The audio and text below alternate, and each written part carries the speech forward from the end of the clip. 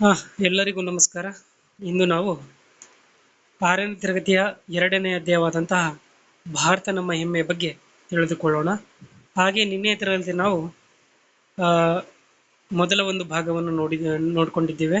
ಅದೇ ರೀತಿ ಇವತ್ತು ಕೂಡ ಅದೇ ಒಂದು ವಿಷಯದಲ್ಲಿ ಬರುವಂತಹ ಮುಂದಿನ ಒಂದು ಭಾಗದಲ್ಲಿ ನೋಡೋಣ. ಪ್ರಾಚೀನ ಸ್ಥಳನಾಮಗಳು ಬರುತ್ತವೆ, ಅವು ಯಾವಪ್ಪ ಅಂತ ಹೇಳಿ ತಿಳಿದುಕೊಳ್ಳೋಣ. ಮಗಧ, ಹಿಂದಿ ನಾವು ಅದನ್ನು ಏನಂತ ಕರಿತೀವಿ ಅಂದರೆ ಬಿಹಾರ. ಕಳಿಂಗವನ್ನು ನಾವು ಇಂದು ಒಡಿಶಾ. ಚೇರ, ಇಂದು ನಾವು ಇದನ್ನು ಕೇರಳ ಎಂದು. ಇಂದ್ರಪ್ರಸ್ಥ, ಇದನ್ನು ನಾವು ದೆಹಲಿ ಅಂತ ಹೇಳಿ. ಪ್ರಯಾಗ್ ರಾಜ್, ಇಂದು ನಾವು ಅಲಹಾಬಾದ್. ಆದರೆ ಕೆಲವು ಇಂದಿಗೂ ಉಳಿದುಕೊಂಡಿವೆ.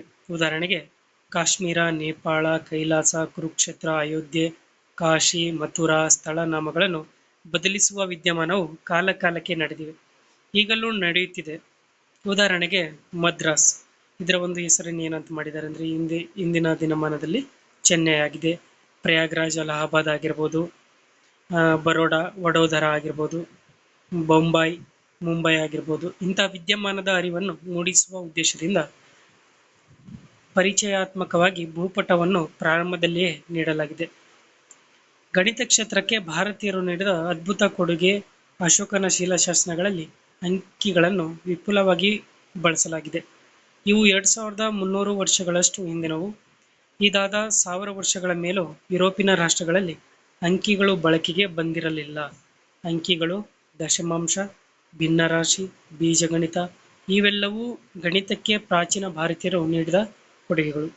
ಶೂನ್ಯ ಅಥವಾ ಸೊನ್ನೆಯನ್ನು ಮೊದಲು ಒಂದು ಸಂಖ್ಯಾಸೂಚಕವಾಗಿ ಬಳಸಿದ ಕೀರ್ತಿ ನಮ್ಮ ಭಾರತೀಯರಿಗೆ ಸಲ್ಲುತ್ತದೆ. ಸೊನ್ನೆಯ ಬಳಕೆಯಿಂದ ಲೆಕ್ಕಾಚಾರದ ತೊಡಕು ಬಗೆಹರಿಯಿತು. ಭೂಮಿ ಗುಂಡಾಗಿದೆ, ಸೂರ್ಯನ ಸುತ್ತ ಭೂಮಿ ಪರಿಭ್ರಮಿಸುತ್ತದೆ ಎಂದು ಭಾರತೀಯ ವಿಜ್ಞಾನಿಯಾದಂತಹ ಆರ್ಯಭಟ ತೋರಿಸಿಕೊಟ್ಟಿದ್ದಾರೆ. ಆಧುನಿಕ ವಿಜ್ಞಾನದಲ್ಲಿ ಈ ವಾದವನ್ನು ಎತ್ತಿ ಹಿಡಿದ ಕೀರ್ತಿ ಸಲ್ಲುವುದು ಕೊಪರ್ನಿಕಸ್ ಎಂಬಾತನಿಗೆ. ಇವನಿಗಿಂತ 10 ಶತಮಾನದ ಹಿಂದಿನವನು ಆರ್ಯಭಟ. ಭಾರತೀಯರು ನಾವಿಕರಿಗಾಗಿ ರೇಖಾಂಶ ನಕ್ಷೆಯನ್ನು ಉಜ್ಜಯಿನಿಯಲ್ಲಿ ಸಿದ್ಧಗೊಳಿಸಿದರು. ಅದೇ ರೀತಿ ಮುಂದೇನು ಬರುತ್ತೆ, ವಿದೇಶಗಳಲ್ಲಿ ಭಾರತೀಯ ಸಂಸ್ಕೃತಿಯ ಪ್ರಭಾವ. ಸಾಗರಯಾನದಲ್ಲಿ ಭಾರತೀಯರು ಏನಪ್ಪ ಅಂದರೆ ಪರಿಣಿತರಾಗಿದ್ದರು. ಇಂತಹ ಯಾನಗಳಿಂದ ಸಾಂಸ್ಕೃತಿಕ ವಿನಿಮಯಗಳು ದೇಶಗಳ ನಡುವೆ ನಡೆಯುತ್ತಿದ್ದವು. ಬೌದ್ಧ ಮತ ಭಾರತದ ಗಡಿಯಾಚೆಗೆ Afghanistan, Tibet, Mongolia, China, Korea ಮತ್ತು ಜಪಾನ್ಗಳಲ್ಲಿ ವ್ಯಾಪಿಸಿತು. ಶ್ರೀಲಂಕಾ ಬೌದ್ಧ ಮತವನ್ನು ಸ್ವೀಕರಿಸಿತು. ನೋಡ್ರಿ, ಶ್ರೀಲಂಕಾ ಯಾವ ಮತವನ್ನು ಸ್ವೀಕರಿಸಿತು ಅಂದರೆ ಬೌದ್ಧ ಮತವನ್ನು ಸ್ವೀಕರಿಸಿತು. ಜಗತ್ತಿನ ಅತಿ ಎತ್ತರದ ಬುದ್ಧನ ಪ್ರತಿಮೆ ಅಫ್ಘಾನಿಸ್ತಾನದ ಬಾಮಿಯಾನ್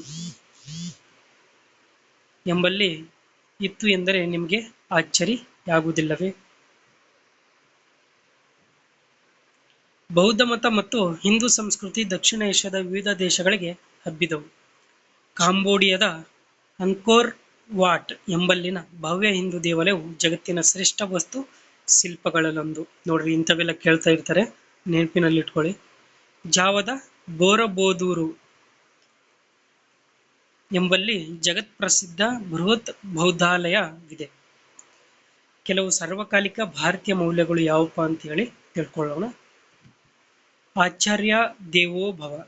ಭಾರತದ ಪ್ರಾಚೀನ ಸಂಸ್ಕೃತಿಯಲ್ಲಿ ವಿದ್ಯೆ ವಿಕ್ರಯದ ವಸ್ತುವಾಗಿರಲಿಲ್ಲ. 3000 ವರ್ಷಗಳ ಹಿಂದೆ ಶಿಷ್ಯರಿಗೆ ಗುರುಗಳು ನೀಡಿದ್ದ ಮೌಲ್ಯಗಳು ಎಲ್ಲ ಕಾಲಗಳಿಗೂ ಅನ್ವಯವಾಗುವಂಥವು.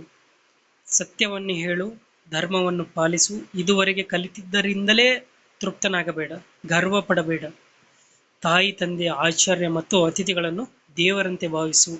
ಈ ಮೌಲ್ಯಗಳು ಇಂದಿಗೂ ನಮ್ಮ ಮುಂದಿವೆ. ನೋಡ್ರಿ, ಇವೇನಪ್ಪ ಅಂದರೆ ನಮ್ಮ ಒಂದು ಸರ್ವಕಾಲಿಕ ಭಾರತೀಯರ ಒಂದು ಮೌಲ್ಯಗಳಾಗಿವೆ. ಯಾವುದು? ಆಚಾರ್ಯ ದೇವೋಭವ. ಮುಂದೆ ಅಹಿಂಸೆ. ಜಗತ್ತಿನಲ್ಲಿ ಅಹಿಂಸೆಯ ಶ್ರೇಷ್ಠತನದ ಪ್ರತಿಪಾದಕರು ಭಾರತೀಯರು. ಬೌದ್ಧ, ಜೈನ ಧರ್ಮಗಳು ಸಹ ಅಹಿಂಸೆಯನ್ನು ಪ್ರತಿಪಾದಿಸಿದವು. ಈ ಅಹಿಂಸಾ ತತ್ವವನ್ನೇ ಮಹಾತ್ಮ ಗಾಂಧೀಜಿಯವರು ಪ್ರಬಲ ಅಸ್ತ್ರವನ್ನಾಗಿ ಮಾಡಿಕೊಂಡು ನಮಗೆ ಸ್ವಾತಂತ್ರ್ಯವನ್ನು ತಂದುಕೊಟ್ಟಿರುವುದನ್ನು ಗಮನಿಸಬಹುದು. ಎಲ್ಲ ಜನರು ಸುಖಿಗಳಾಗಲಿ, ಸರ್ವೇ ಜನಃ ಸುಖಿನೋ ಭವಂತು ಎರಡನೆಯದು. ಇದು ನಮ್ಮ ಪ್ರಾಚೀನರ ಒಂದು ಉದಾತ್ತ ಮೌಲ್ಯವಾಗಿದೆ. ವಸುದೈವ ಕುಟುಂಬಕಂ, ಇಡೀ ಜಗತ್ತೇ ಒಂದು ಕುಟುಂಬ ಎಂಬ ಉದಾತ್ತ ಚಿಂತನೆಯು ಭಾರತೀಯರದ್ದೇ ಆಗಿದೆ. ಸರ್ವಧರ್ಮ ಸಮಾನತೆ, ಭಾರತವು ನಂಬಿ ಬಂದಿರುವ ಇನ್ನೊಂದು ಮೌಲ್ಯವೆಂದರೆ ಸರ್ವಧರ್ಮ ಸಮಾನತೆ. ಎಲ್ಲ ಧರ್ಮಗಳು ಒಂದೇ ಅಂತೇಳಿ ಕಾಣುವುದು. ಬೆಳಕು ಎಲ್ಲಿಂದ ಬಂದರೂ ಅದು ಬೆಳಕೆ, ಅದಕ್ಕೆ ಕತ್ತಲೆಯನ್ನು ಹೊಡೆದೋಡಿಸುವ ಶಕ್ತಿ ಇದೆ. ಅಂತೆಯೇ ಮತಧರ್ಮ ಯಾವುದೇ ಇರಲಿ, ದೇವರು ಒಬ್ಬನೇ, ನಾಮ ಹಲವು ಎಂಬುದು ವೇದವಾಕ್ಯ. ಮೇಲೆ ಉಲ್ಲೇಖಿಸಿದ ಎಲ್ಲ ಮೌಲ್ಯಗಳು ಭಾರತದ ಸಾಂಸ್ಕೃತಿಕ ಚಿಂತನೆಯ ಹಿರಿಮೆಗಳಾಗಿವೆ. ನೋಡ್ರಿ, ಇದು ಇಷ್ಟೇನಪ್ಪ ಅಂದರೆ 6ನೇ ತರಗತಿಯ 2ನೇ ಅಧ್ಯಾಯವಾದಂತಹ ಭಾರತ ನಮ್ಮ ಹೆಮ್ಮೆ ಎಂಬ ವಿಷಯ ಇಲ್ಲಿಗೆ ಮುಕ್ತಾಯಗೊಳ್ಳಲಿದೆ. ಅದೇ ರೀತಿ ಮುಂದಿನ ಒಂದು 6ನೇ ತರಗತಿಯ 3ನೇ ಅಧ್ಯಾಯವನ್ನು ನೋಡೋಣ. ಎಲ್ಲರಿಗೂ ಥ್ಯಾಂಕ್ ಯು ಸೋ ಮಚ್. ಎಲ್ಲರೂ ಸಪೋರ್ಟ್ ಮಾಡಿ ಅಂತೇಳಿ ಕೇಳ್ಕೊತಾ ಇದ್ದೀನಿ. Thank you so much.